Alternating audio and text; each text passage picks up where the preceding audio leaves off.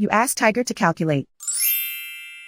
This deals with linear inequalities with one unknown. The final result is x greater than negative 11 over 3 greater than negative 32 over 3. Let's solve it step by step. Swap sides.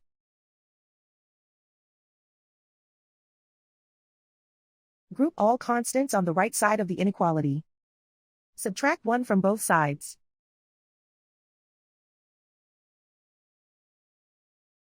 Simplify the arithmetic.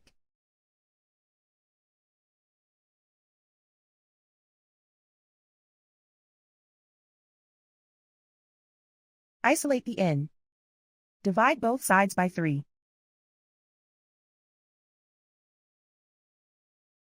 Simplify the fraction.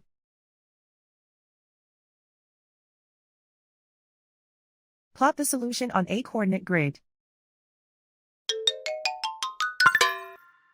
And so the final result is x greater than negative 11 over 3 greater than negative 32 over 3.